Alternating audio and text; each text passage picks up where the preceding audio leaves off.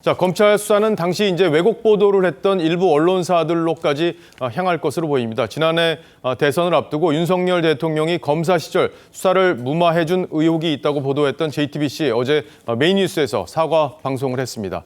왜곡 보도가 왜 메인 뉴스로 보도가 됐는지 경위도 아주 자세히 설명을 했는데 지금부터 서주민 기자와 그 내용을 좀 짚어보겠습니다.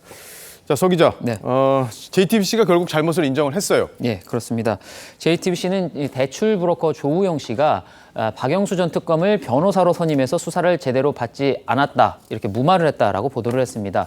주임 검사가 조 씨에게 커피를 타줬는데 대장동 관련 질문도 하지 않았다. 그리고 그 주임 검사가 바로 윤석열 당시 중수 이과장이었다, 이런 내용이었습니다. 보도가 나간 건 대선을 보름 앞둔 시점이죠. 지난해 2월 21일이었습니다. 예.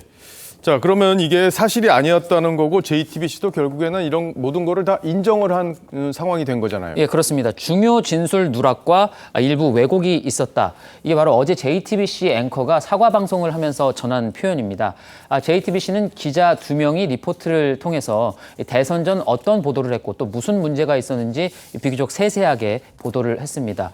JTBC 자체 검증에 따르면 기사를 썼던 기자는 기사가 나가기 넉 달 전에 대출 브로커 조우영 씨의 입장을 직접 만나서 들었다고 합니다. 예. 당시 조 씨는 기자에게 이 담당 검사는 박모 검사였다, 이렇게 얘기를 했고요. 또 윤석열 검사를 만난 적이 없느냐, 이런 질문에는 없다라고 답했다고 JTBC가 밝혔습니다. 하지만 기자는 주임 검사가 커피를 타줬다는 조 씨의 말을 들었다는 이 남욱 씨의 진술을 그대로 전하면서 주임 검사는 윤석열 당시 대검 중수 이과장이었다라고 썼습니다. 그러니까 조 씨가 아니라고 했는데 네. 그걸 뭐 조서까지 이제 뭐 있었다는 얘기도 조금 이따가 좀 할 텐데 아니라고 했는데 그걸 무시하고 기사를 썼다는 걸 이제 JTBC가 인정을 한 거잖아요. 예, 그렇습니다. 조 씨는 또 자신이 대검 중수부에 불려간 건 대장동 사건이 아니라 이 바로 부산저축은행 부회장의 금품 수수 의혹과 관련돼서 갔던 것이다, 이렇게 말을 했는데 기자는 대장동과 관련된 질문을 받은 기억이 없다. 바로 이 문장만, 조 씨의 말만 기사에 반영을 했습니다.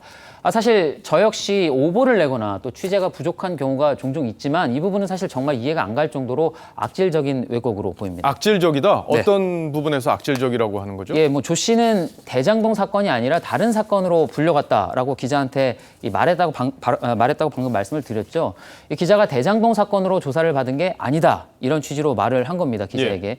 그런데 해당 기자는 이 앞뒤 맥락을 모두 다 자르고 이 대장동 관련된 질문이 없었다, 받은 기억이 없었다, 이 부분만 발췌해서 보도를 했습니다. 그러니까 결과적으로 윤석열 과장이 대장동 사건을 질문하지 않아서 그래서 마치 무마된 정황인 것처럼 기사를 왜곡해서 쓴 겁니다. 예.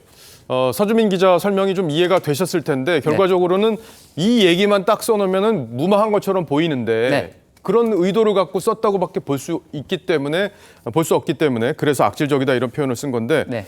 이 정도 왜곡을 한 거면 법적 책임을 면하는 게 쉽지 않을 것 같아요. 예, 그 부분도 사실 밝혀져야 될 부분이죠. 조 씨는 이 기자에게 해명한 내용을 한 달 뒤에 검찰에 가서도 사실 똑같이 진술을 했습니다. 당연히 검찰에도 진술 조서가 남아 있었겠죠. 윤석열 중수 이과장을 만난 적이 없다. 또 남욱 씨에게 윤석열 중수 이과장이 커피를 타줬다라는 말을 한 적이 없다라고 검찰에 가서도 말을 한 겁니다. JTBC는 해당 기자가 방금 말씀드린 이 검찰 진술 조서 역시 확보한 것으로 확인됐다라고 전했습니다.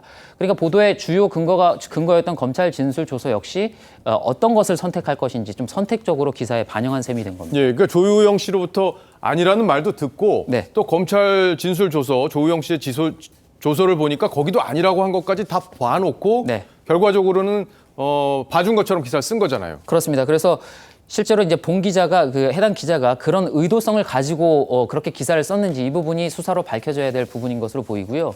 JTBC는 기사 작성 과정에 있던 관련 담당자들을 업무에서 모두 배제하고 또 진상조사위원회를 꾸려서 그 시기 다른 기사에도 또 문제가 있었는지 이걸 검증하겠다라고 했습니다. 예, 뭐 기자도 기자지만 데스크에서도 이제 반론을 들어보는 과정에서 조우영 씨가 어떤 이야기를 했는지 체크를 할 텐데 기사가 그대로 나갔다는 건 아무리 생각해도 좀 납득이 되질 않아요. 이 보도가 대선에 어떤 영향을 미치는지는 아마 기자와 데스크, JTBC 회사 모두 다 알고 있었을 텐데 말이죠.